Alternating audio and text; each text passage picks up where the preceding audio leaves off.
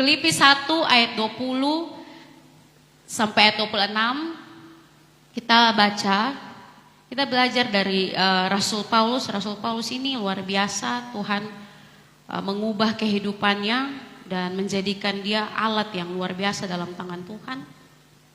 1, 2, 3. Sebab yang sangat kurindukan dan kuharapkan ialah bahwa aku dalam segala hal tidak akan beroleh malu, melainkan seperti sedia kala, demikian pun sekarang Kristus dengan nyata dimuliakan di dalam tubuhku, baik oleh hidupku maupun oleh matiku.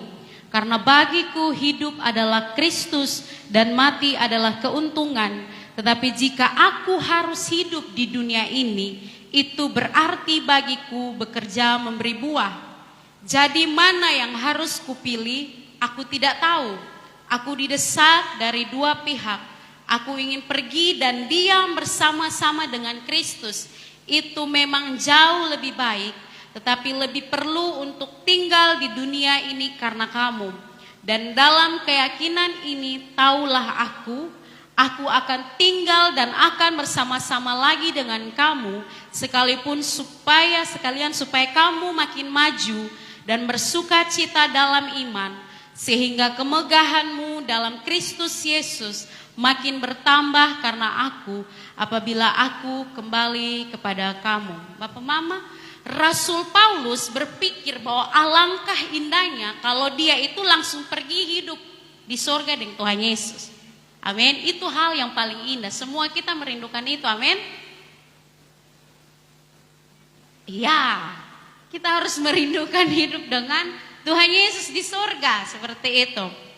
Ya, Rasul Paulus bilang alangkah lebih baik, lebih indah kalau saya langsung pergi ke sorga dan hidup dengan Tuhan Yesus. Namun Rasul Paulus berpikir bahwa ada sesuatu yang lebih perlu untuk dia kerjakan, yaitu tinggal di bumi sebentar lagi untuk bekerja dan memberi lebih banyak buah. Ya, Rasul Paulus sangat mempedulikan pertumbuhan iman dari jemaat-jemaat yang ia layani pada saat itu. Jadi kita bisa melihat bahwa ternyata kehidupan orang Kristen itu tidak egois. Ya, orang percaya itu dipanggil bukan hidup untuk dirinya sendiri. Tapi orang percaya dipanggil untuk hidup bagi sesama, bagi orang lain. Ya, orang percaya tidak dipanggil untuk hidup di dunia itu happy-happy, untuk memenuhi kesenangan dirinya, ya kan, untuk memuaskan keinginannya. Tetapi orang percaya dipanggil untuk hidup bagi kesenangan Bapa. Seperti itu. Jadi Rasul Paulus menyadari betul bahwa ada tugas penting sebelum dia kembali ke sorga, sebelum dia hidup dengan Tuhan Yesus. Ada tujuan kenapa dia masih hidup di bumi. Dia bilang kalau aku harus hidup di dunia ini, itu berarti bagiku bekerja memberi buah. Ya, kita harus punya alasan yang jelas mengapa setiap kita ulang tahun tuh kita selalu berdoa, Tuhan panjangkan umur saya, Tuhan berikan kekuatan dan kesehatan supaya saya panjang umur. Harus punya alasan yang jelas, harus punya tujuan yang jelas kenapa kita berdoa seperti itu.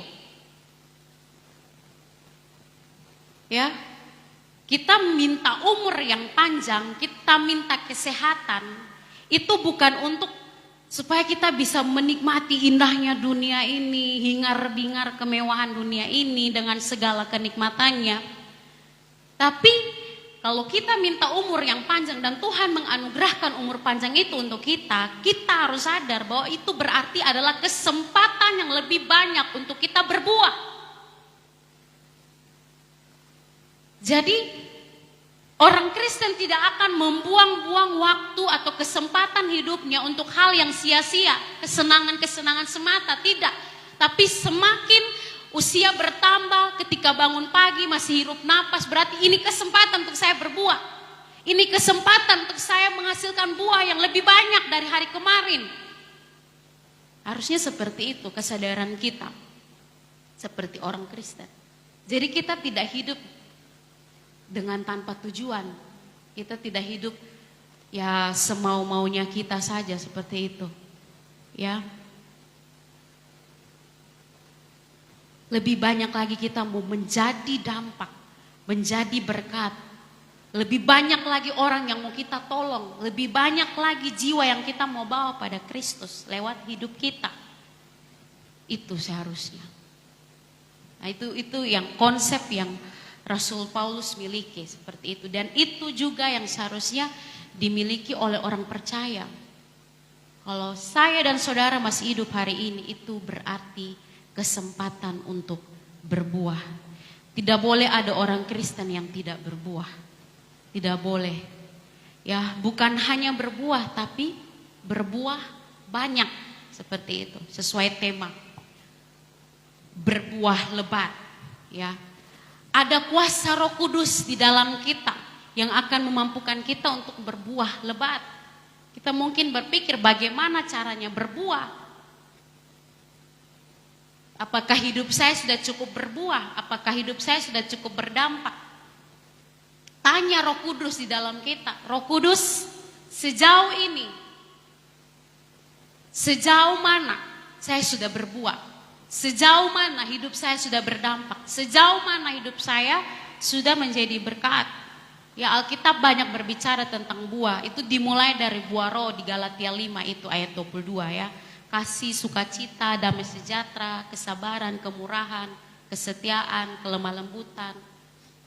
Ya, dari buah roh itu yang kita rasakan di dalam, kan kasih, sukacita itu kan suatu perasaan yang mungkin tidak bisa dilihat dengan mata. Tetapi ketika orang yang hidup di dalam Kristus, dalam Roh Kudus, dikuasai oleh Roh Kudus, dia akan merasakan buah roh itu, dan buah roh itulah yang akan menghasilkan buah-buah tindakan, perbuatan yang akan menjadi dampak dan berkat bagi orang-orang di sekitar. Seperti itu. Jadi kalau kita mau berbuah lebat, kita mau berbuah lebat, berdampak bagi banyak orang, hidup kita harus dikuasai oleh Roh Kudus. Harus dipenuhi dengan buah roh, seperti itu. Yang tadinya pengen marah, tapi karena ada damai sejahtera, tiba-tiba langsung tenang. Itu buah roh. Yang tadinya lihat keadaan situasi tuh kayak bikin mau hilang damai sejahtera, tapi ada buah sukacita. Jadinya tetap bersukacita di dalam segala keadaan dan situasi. Itu buah roh, seperti itu. Nah, saya berdoa agar kita semua sebagai orang Kristen mulai memiliki beban, mulai memiliki merasa bahwa bertanggung jawab dengan hidup kita ini, bahwa saya hidup ini tidak boleh sia-sia dan percuma, bahwa saya harus berbuah yang lebat. Ya, kita akan belajar dari Yohanes. Kita buka Alkitab kita di dalam Yohanes pasal yang ke-15.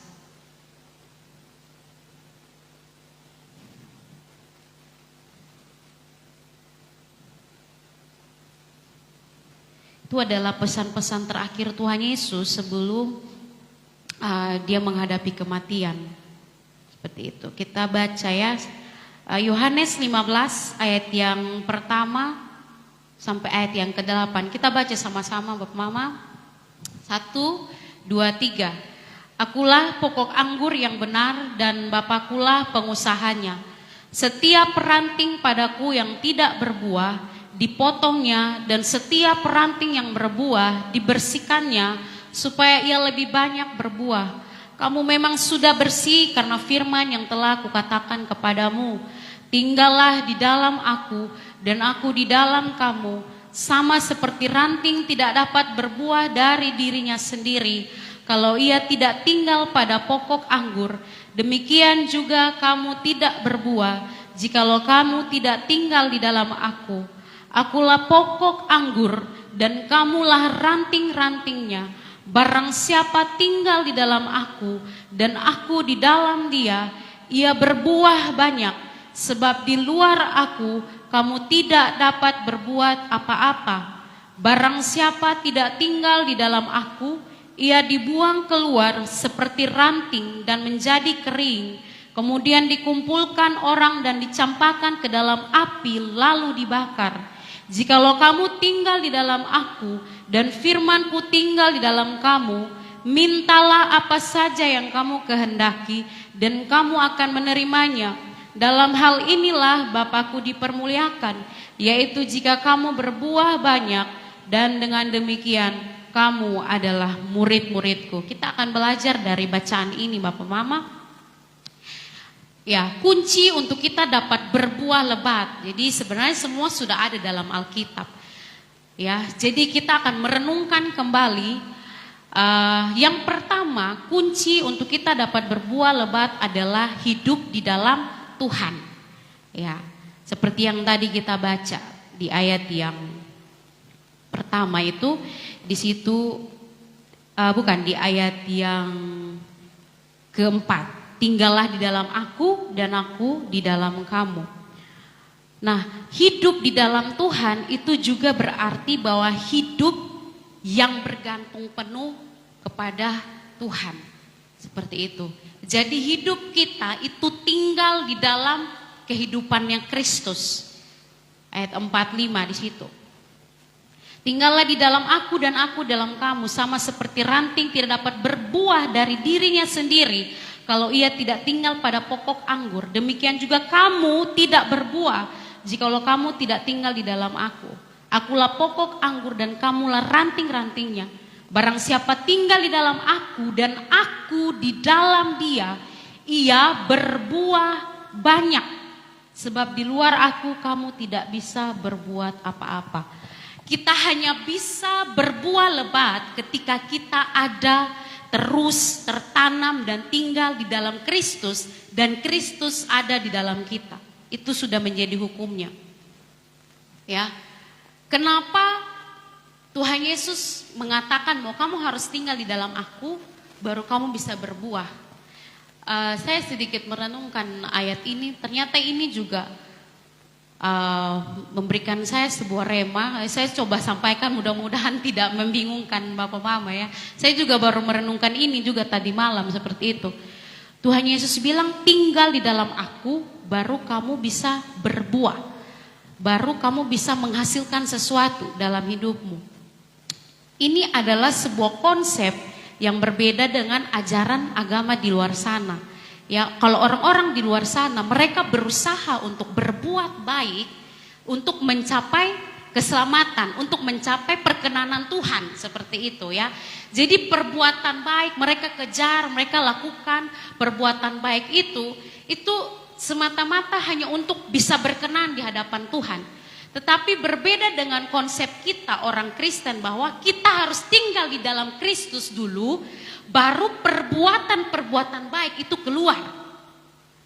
Ya. Nah, ada perbedaan. Kalau orang yang di seberang sana mereka berbuat baik tanpa Kristus, di luar Kristus, itu menjadi buah yang sia-sia. Itu menjadi buah yang semu, tidak ada nilainya, ya, tidak ada harganya, tidak ada artinya itu. Sebab firman Tuhan berkata bahwa tidak ada satupun perbuatan baik manusia itu sama seperti kain kotor. Jadi tidak masuk hitungan perbuatan baik, buah-buah yang dihasilkan oleh orang di seberang sana. Karena bukan di dalam Kristus. Nah sama juga, kita ini tidak bisa berbuat baik atau perbuatan baik kita itu menjadi sesuatu yang sia-sia kalau itu di luar Kristus. Kita harus tinggal di dalam Kristus dulu. Sebagai pokok anggur kita, baru dia mengalirkan aliran-aliran vitamin, air kehidupan dan sebagainya, nutrisi masuk di dalam tubuh kita sebagai ranting, baru kita bisa menghasilkan buah yang sesuai dengan kehendak Bapa di sorga. Jadi ada buah yang tidak sesuai dengan kehendak Bapa. Ada buah yang yaitu buah-buah yang di luar dari Kristus seperti itu. Nah, makanya kita perlu untuk hidup di dalam Kristus, tinggal di dalam Kristus, supaya kita bisa menghasilkan buah. Dan buah itu buah yang lebat. Dan perbuatan kita, buah-buah yang kita hasilkan itu benar-benar berkenan di hati Bapa. Karena hanya pengorbanan Kristus itu yang melayakkan setiap perbuatan kita. di hadapan Bapa. Amin. Jadi kita harus tinggal dalam Kristus. Nah, ini juga ada satu konsep juga bahwa kenapa kita harus menyadari bahwa saya bisa berbuah dalam pelayanan, dalam pekerjaan, dalam kehidupan rumah tangga, atau di mana saya dalam pendidikan, ya dalam hidup saya sebagai orang muda atau orang tua, saya bisa berbuah, saya bisa berdampak. Itu karena semata-mata hanya karena Tuhan. Kalau tadi kita konsep berbuahnya itu di luar Kristus, siapapun bisa berbuat baik, siapapun bisa jadi orang baik, siapapun bisa melakukan kebaikan, ya itu bisa ujung-ujungnya itu kepada kesombongan.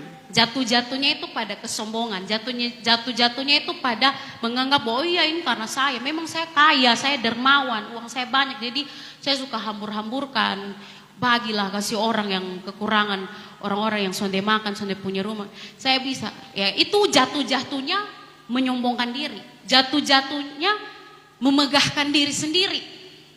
Tapi kalau kita punya konsep hidup tinggal dalam Kristus dan Kristus yang memampukan kita untuk berbuah, maka ketika kita bisa berbuah, hidup kita jadi dampak, jadi berkat, kita akan berkata bahwa all glory to God, bahwa saya bisa berbuah itu karena Tuhan, saya bisa menolong kamu itu karena Tuhan, saya bisa berbuat baik itu karena Tuhan. Ya, jadi ada orang yang kayak karena berbuat baik, tolong orang, jadi kayak lu jangan lupa kemarin beta yang tolong lu. Nanti kalau orang son hargai kayak ketemu kayak orang son lihat dia, mungkin son sengaja, mungkin kayak bapak mama son tonok-tonok begini, dia mulai sombong mau mati. Lupa kemarin beta yang tolong, dia kemarin datang menangis-menangis, sujud-sujud di beta. Itu satu. Kayak begitu. Itu kalau tidak memahami konsep bahwa hidup dalam Kristus baru berbuah. Menganggap bahwa saya bisa berbuat baik tuh karena diri saya. Jadi saya pantas dihormati, saya pantas terima pujian, saya pantas terima sanjungan, saya pantas untuk disalim, dicium, disujud, disembah-sembah. Ya, itu jatuh-jatuhnya seperti itu.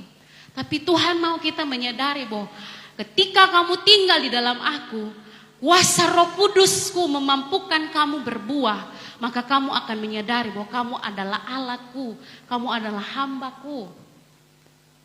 Semua yang mampu kamu lakukan, pelayanan yang mampu kamu lakukan, pekerjaan yang mampu kamu lakukan, rumah tangga yang mampu kamu jaga dan bangun, itu karena aku. Ketemu rumah tangga nih bertahan nih karena beta. Aduh, kalau mau bilang andalkan dia nih, son mungkin model ke dia begitu, son setia, tukang marah, tukang ini, tukang itu. Untung beta nih sabar, untung beta nih yang aduh penuh kasih dan kebaikan. Itu susah memahami konsep. Jadi karena Kristuslah kita mampu berbuah, karena Kristuslah kita mampu berbuat baik.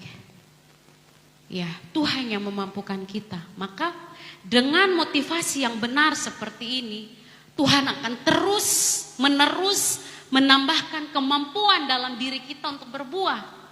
Karena Tuhan lihat, anak saya ini rendah hati, dia sadar betul, dia tahu betul posisinya, dia tahu betul tugasnya. Saya akan percayakan dia lagi, tambah karunia lagi, tambah lagi, talenta lagi. Ya, seperti perumpamaan talenta itu kan. Ada yang diberikan 5, ada yang diberikan 2, diberikan 1. Ya, siapa yang setia mengerjakan, ya.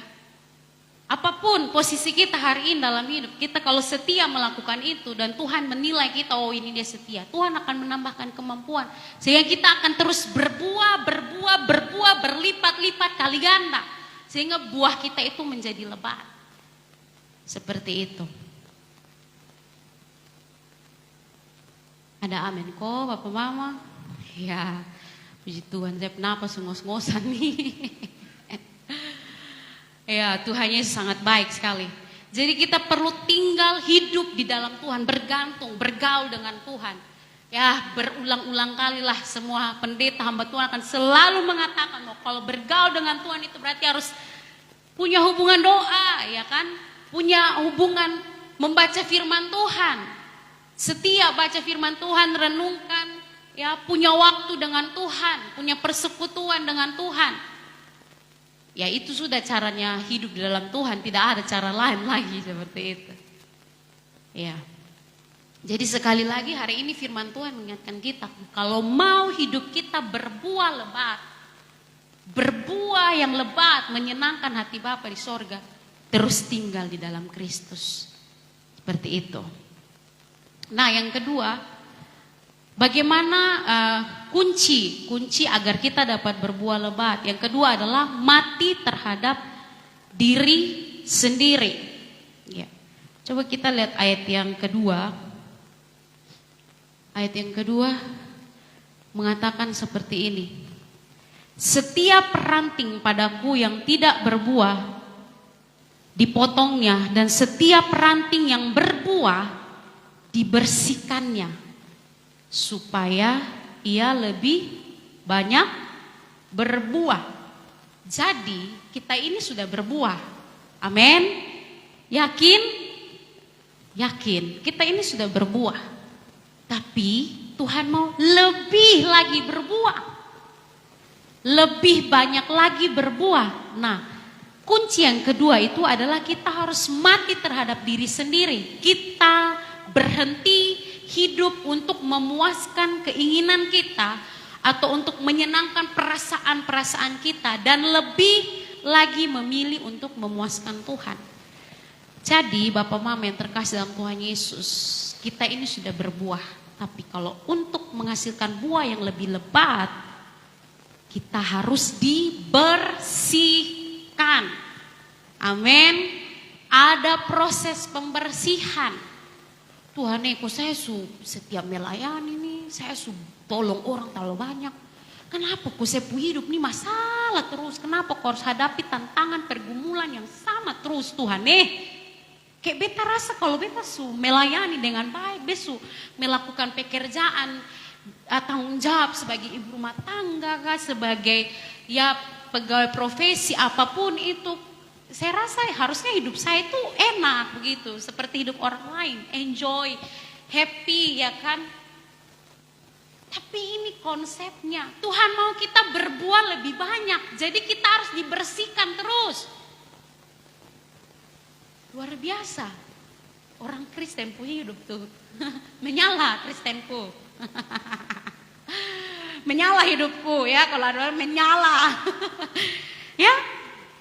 Ada bagian-bagian dari diri kita yang harus dipangkas, ada bagian-bagian dari hidup kita itu yang harus dipotong, dikupas, dimatikan, ya kan?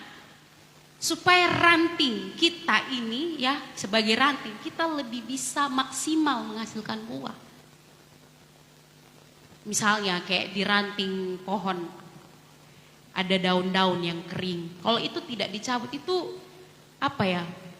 Bisa membuang-buang, kayak misalnya ada aliran air atau vitamin, nutrisi yang harusnya pergi di daun yang hijau, buah yang segar, tapi karena ada itu daun-daun kering akhirnya harus tabagi, dan itu tidak maksimal karena dia sudah mati. Itu tidak memberikan dampak baik begitu untuk yang sehat-sehat. Makanya teman, oh ini tidak sehat, pangkas, cut off, ya kan, bunuh, matikan. Nah Tuhan juga melihat hidup kita, oh anak saya ini sudah bagus, dia semangat melayaninya bagus ini. Oh ini dia sudah bagus ini menjalani pekerjaan. Tapi rasanya di bagian ininya ini loh. Ini kalau tidak dibersihkan, ini kalau tidak dipangkas, nanti dia buah begitu-begitu. Saya tidak mau, saya mau dia berbuah lebih banyak. Kan dia punya potensi untuk berbuah. Saya harus pangkas ini. Jadi jangan heran Bapak Mama, kalau hidup kita itu akan penuh dengan banyak masalah, banyak persoalan, banyak tantangan, ya kan, banyak pergumulan, banyak air mata. Jangan heran, karena Tuhan mau kita berbuah di sana. Itu cara Tuhan untuk membersihkan kita Bapak Mama, lewat orang yang terus menguji kesabaran kita lah, ya, lewat rekan-rekan kerja atau rekan pelayanan yang mungkin tidak sejalan dengan kita kah,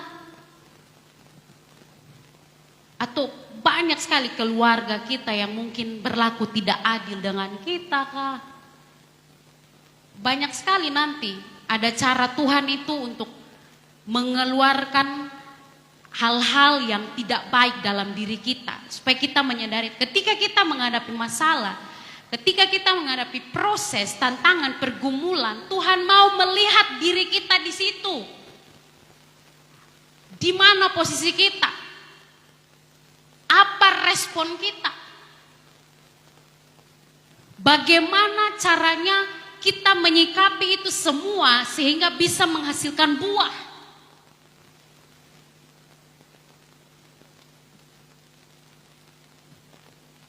Ada ego kita, ada amarah kita. Mungkin ada motivasi-motivasi kita yang masih belum benar. Kalau Tuhan mau pakai hidup kita, dia akan pangkas, dia akan proses hidup kita. Itu pasti.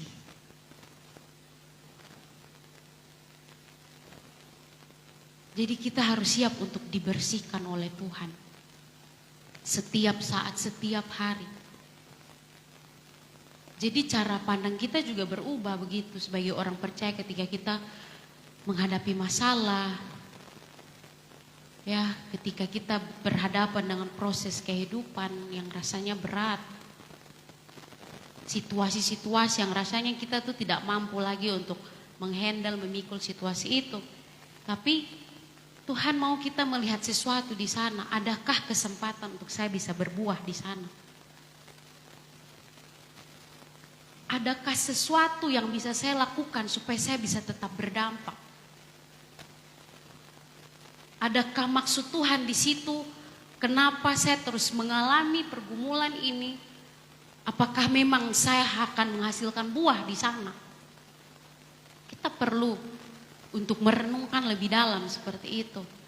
Kenapa ini masalah terus begini terus. Berarti Tuhan sedang memperbesar kemampuan kita untuk berbuah dalam keadaan seperti itu. Untuk tetap berdampak di dalam situasi seperti itu.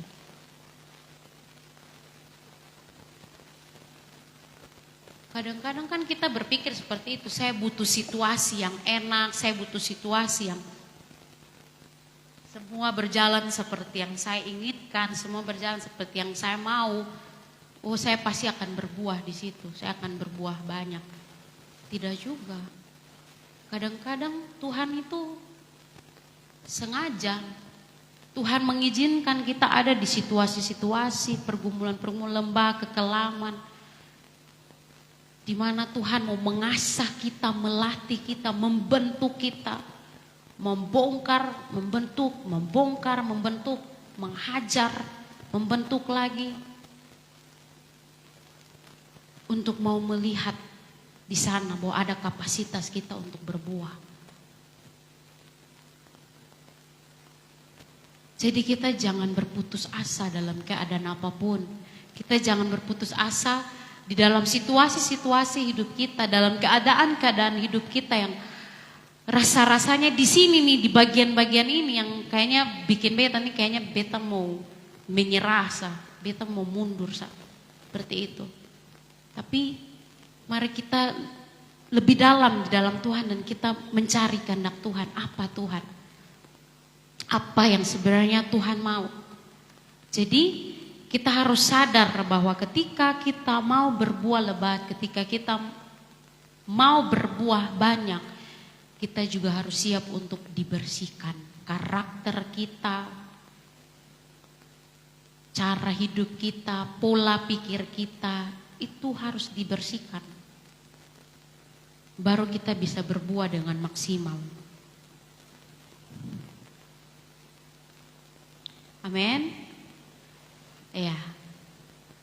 Jadi ketika kita menghadapi masalah, persoalan, pergumulan, tantangan, lebih dalam lagi tinggal di dalam Kristus. Lebih lagi menancapkan akar kita di dalam Kristus.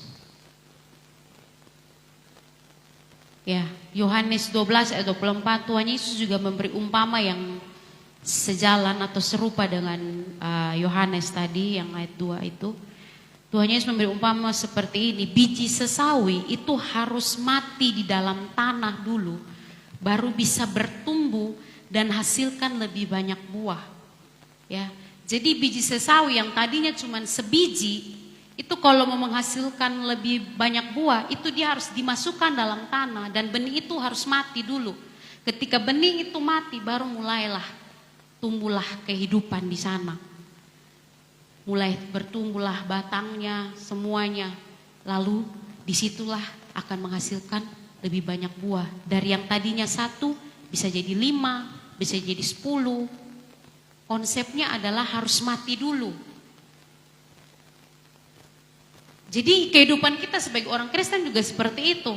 Ada hal-hal yang kadang kita harus korbankan dalam hidup kita. Ada hal-hal yang kita harus matikan dalam hidup kita.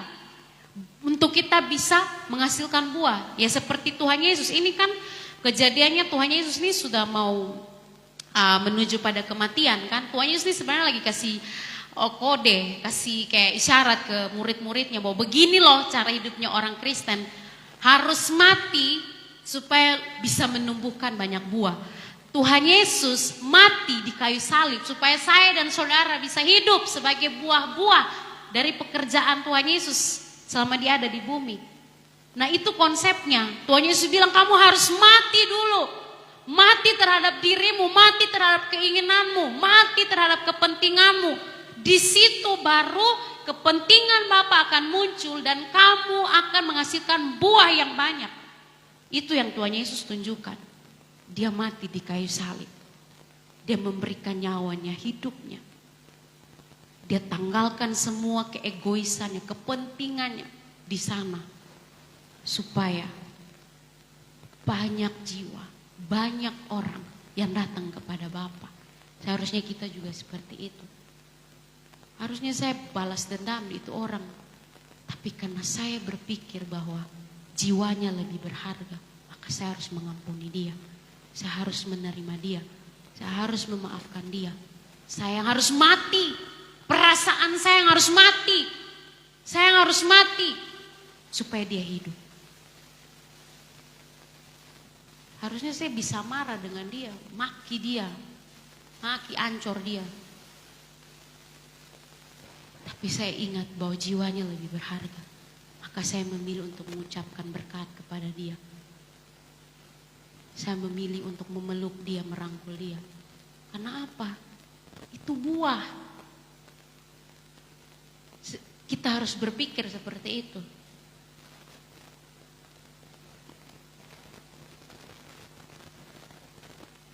Itu yang Tuhan mau. Sakit memang, sakit. Siapa bilang sonde sakit? Sakit sekali. Harus menanggalkan ego kita, diri kita yang harus sakit. Tapi itulah jalannya supaya kita menghasilkan buah yang lebat, buah yang banyak. Amin. Kita harus praktekkan ini dalam rumah tangga kita, di dalam ruang pelayanan kita, di dalam pendidikan kita, di mana saja Tuhan tempatkan kita. Kalau ada yang harus mati, itu saya, kayak begitu. Kalau ada yang harus mengalah di sini, itu saya. Kalau ada yang harus merendahkan diri di sini, itu harus saya. Kita harus punya konsep seperti itu. Oh hancur kalau semua orang Kristen hanya ngomong, ya harusnya dia yang merendahkan diri, harusnya dia yang merendahkan hati, harusnya harusnya dia itu. Harusnya dia. Loh, dia kan ini, harusnya dia. Maka tidak gagal berbuah sudah, tidak bisa menghasilkan buah di sana.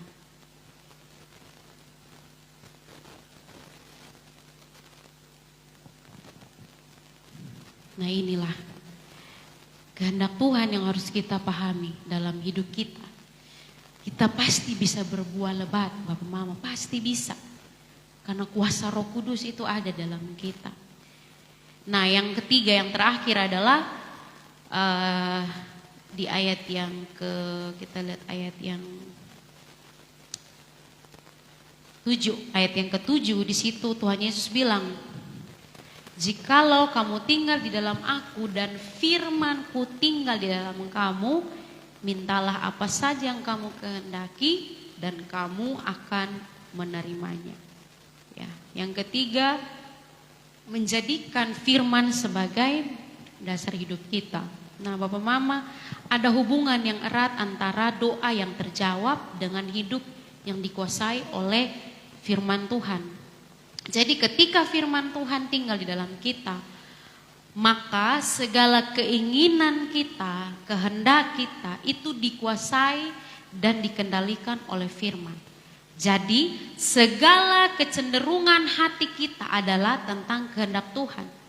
Firman Tuhan itu akan mengubahkan kita, mengubahkan pola pikir, karakter kita, ya, sikap tingkah laku kita.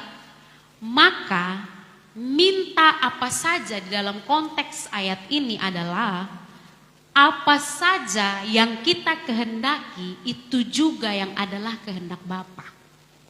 Jadi kalau saudara baca ayat ini, jangan langsung senang-senang kayak, "Woi, apa saya minta, bisa minta ini, minta itu, minta ini, minta itu." Kayak, "Woi, seenak semua, seluruh dunia beta mah punya." Bukan begitu konsepnya. Tinggal di dalam firman, firman di dalam kita, artinya kita menyatu dengan firman itu, dengan kehendak Bapa. Maka apa yang anak Bapa katakan, yang dia minta itu pasti selaras dengan kehendak Bapa dan itu pasti dikabulkan. Amin. Itu pasti dikabulkan karena apa? Ada tujuan di sana. Bapa mau mempermuliakan dirinya di dalam anak-anaknya. Jadi kita berkata bahwa tidak ada yang mustahil bagi orang percaya, yes, kalau dia hidup di dalam firman Tuhan. Sehingga ketika doa dijawab, pergumulan dijawab, kerinduan hati dijawab, itu akan menjadi buah, itu akan menjadi berkat, itu akan menjadi dampak, bukan hanya untuk kesenangan pribadi. Minta apa saja, tetapi itu adalah yang sesuai dengan kehendak Bapa di sorga. Karena tujuan Bapa di sini yang mau kita jalankan. Seperti itu. Ya, jadi ketika kita tinggal di dalam firman, firman dalam kita, minta apa saja yang kamu kehendaki dan kamu akan menerimanya. Jika kamu berbuah banyak. Orang Kristen itu bisa dalam pelayanan, di dalam pekerjaan, dalam apapun, Tuhan bisa memampukan kita untuk mengalami banyak keberhasilan, tetapi dengan satu catatan bahwa itu untuk mempermuliakan Bapa di sorga.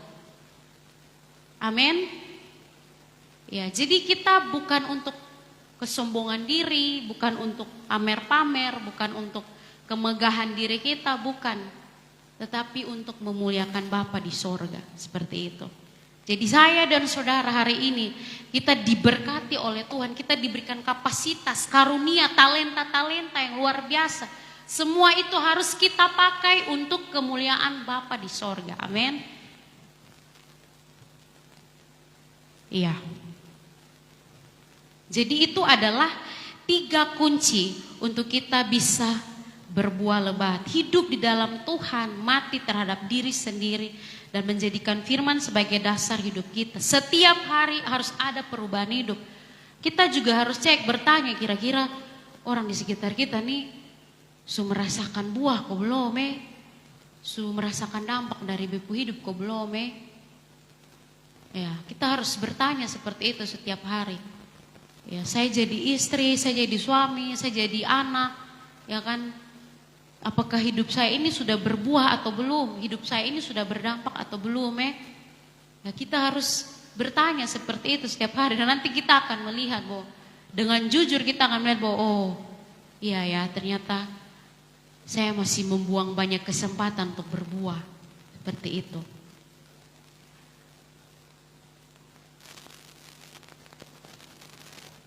Ya, saya dapat pesan sponsor dari Bapak Didi bahwa tahun ini Hope harus menembus angka 200 jiwa. Amin. Ini kayak amennya kayak ragu-ragu.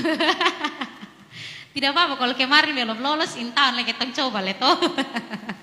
Ini tahun lebih tinggi lagi. Tahun lalu 100, ini tahun 200 jiwa. Aminkan itu. Itu dimulai dari kita semua yang ada di sini.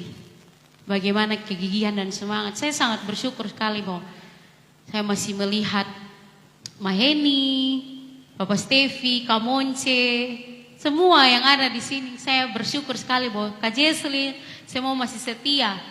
Semua masih setia melayani Tuhan. Mari kita pertahankan itu. Saya juga di Soe sana, kami pelayanan itu di desa.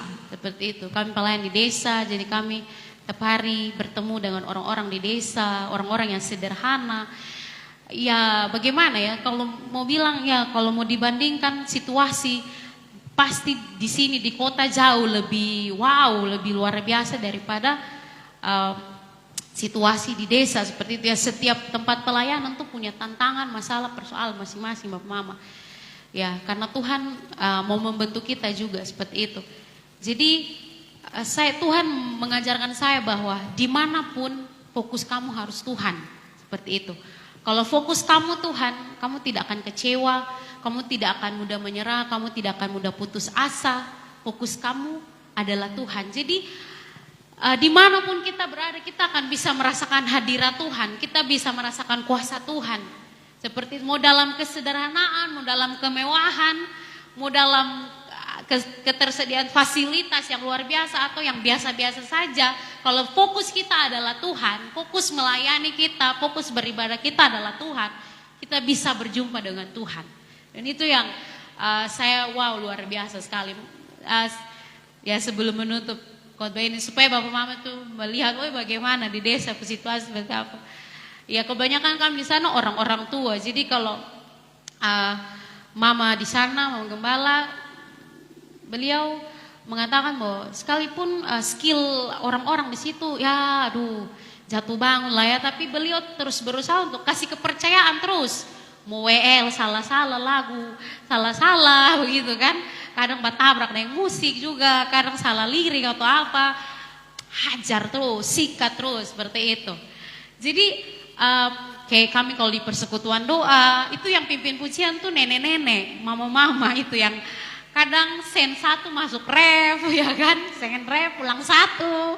Kadang Mama Gembala tuh orangnya tuh apa ya, strict begitu. Jadi dia kayak kadang dia ambil alih begitu, pulang dari satu. Jadi kadang kami dalam ibadah tuh kayak ada ketawa-ketawanya, tapi dalam kesederhanaan itu kita tetap bisa merasakan hadirat Tuhan seperti itu. Ya jadi kemarin Bapak Dedi bilang, aduh Debbie tidak boleh lupa hope ya, kamu ini tidak boleh lupa Bapak dan Mama. Tidak, saya tidak lupa. Cuma memang ya karena kita juga bergumul di sana, tapi hati kita juga tetap ingat dengan semua di sini. Dan kita saling mendoakan seperti itu. Kita saling mendoakan sekalipun kita terpisah jarak, ya kan? Jarang berketemu. Ini nanti kau pilih nih baru kita ketemu lagi. Ya, jadi tapi kita harus tetap kuat di dalam Tuhan. Pastikan bahwa setiap kali kita bertemu, kita bisa saling menguatkan satu dengan yang lain. Kita saling membangkitkan, kita saling mendorong. Lemah kok, ayo semangat lagi, maju terus. Kita harus terus kuat. Apa yang Tuhan percayakan buat kita hari ini, jalankan dengan sebaik-baik. Lakukan yang terbaik, beri yang terbaik. Kayak tadi Kak Jess bilang, kesempatan kita menabur, kita pasti akan menuai. Kita akan menuai. Amin. Ini firman Tuhan yang dapat saya sharingkan buat kita.